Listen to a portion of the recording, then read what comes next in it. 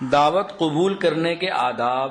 اگر کسی کو بلایا جائے کہ بھئی آپ ہمارے گھر آئیں تو اس مدعو کو کیا کرنا چاہیے؟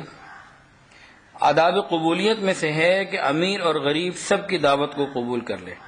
امتیاز اور فرق اس بنیاد پر نہ کرے کہ اس کے پاس مال ہے اور اس کے پاس مال نہیں، کیونکہ نبی کریم صلی اللہ علیہ وسلم معمولی لوگوں کی دعوت بھی قبول فرما لیتے تھے. چنانچہ ایک درزی کی دعوت آپ نے قبول فرمائی. اسی طرح جس کو مدعو کیا جا رہا ہے، جس نے کہیں جانا ہے، وہ کسی کی دعوت کو حقارت کی نگاہ سے نہ دیکھے کہ بھئی اس کے پاس ہوگا کیا، اس نے کھلانا کیا ہے، دال روٹی رکھ دے گا، سوکھی روٹی رکھ دے گا. اسی طرح یہ بھی دیکھنا چاہیے اگر کوئی دعوت رسمن کی جا رہی ہے، لحاظن کی جا رہی ہے، یعنی میزبان کرنے میں اتنا خوش نہیں ہے لیکن وہ رواج کی وجہ سے مجبور ہے کہ میں نے نہ کی تو میری ناک کٹ جائے گی، تو ایسی دعوتوں سے شرکت سے انسان کو پرہیز ہی کرنی چاہیے کہ وہ خوشی سے نہیں کر رہا، طیب نفس سے نہیں کر رہا، وہ مجبوری میں کر رہا ہے کہ اگر میں نے یہ دعوت نہ کی تو برادری میں میری ناک کٹ جائے گی، لوگ مجھے برا بھلا کہیں گے، تو ایسی دعوتوں میں نہیں جانا چاہیے. اور اسی طرح اگر میزبان کی نیت احسان جتلانے کی ہو، بعض دفعہ عادت سے اور سیاق و سباق سے اندازہ ہو جاتا ہے کہ کیوں بلا رہا ہے. اگر اس کی بلانے کی نیت اور کھانا کھلانے کے بعد احسان جتلاتا ہو تو بھئی وہاں سے بھی اعتراض کرے.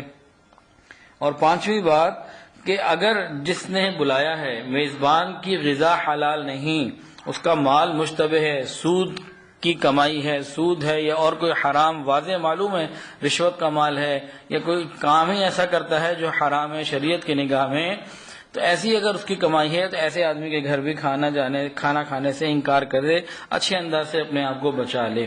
بعض بار رشتہ دار ہوتے ہیں تو اس کے لیے پھر انسان انفرادی طور پر مسئلے کو معلوم کر لے علماء سے کہ بھئی میں کیسے انکار کروں کہ رشتہ داری بھی رہ جائے اور میرے پیٹ میں حرام بھی نہ جائے.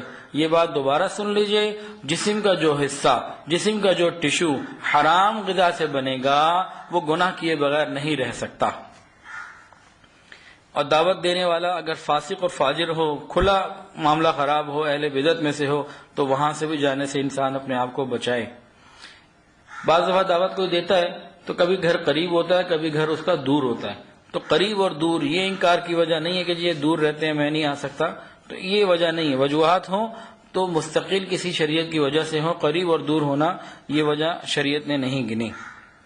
ہاں بہت ہی دور جو تکلیف کا ذریعہ ہو تو اس میں بہرحال آپس میں بات چیت اور محبت کے ساتھ انسان فیصلے کرے. ایک بات تو بہت ہی امپورٹنٹ ہے، اگر آپ کو کہیں بلایا گیا اور میزبان جو داعی ہے، دعوت دینے والا، کھانے کی دعوت دینے والا، اس کے یہاں خلاف شرع امور ہو رہے ہوں، وہ چیزیں جو اللہ رب العزت نے حرام قرار دیں، رسول اللہ صلی اللہ علیہ وسلم نے منع کر دیں، اگر وہ وہاں ہو رہی ہوں تو ایسی مجلس طعام میں شریک ہونا یہ درست نہیں.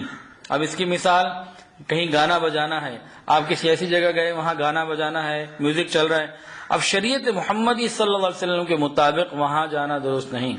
نبی علیہ السلام کبھی کسی ایسی دعوت میں نہیں گئے جہاں گانے بجانے تھے. حضرات صحابہ کرام رضوان اللہ تعالی علیہم اجمعین گانے بجانی محفلوں میں نہیں جایا کرتے تھے. یا ایسی جگہ جہاں تصویریں خوب لگی ہوئی ہوں وہاں بھی بچے. اور اسی طرح کہیں پہ مکس گیدرنگ ہو وہاں پہ بھی جانے سے انسان بچے.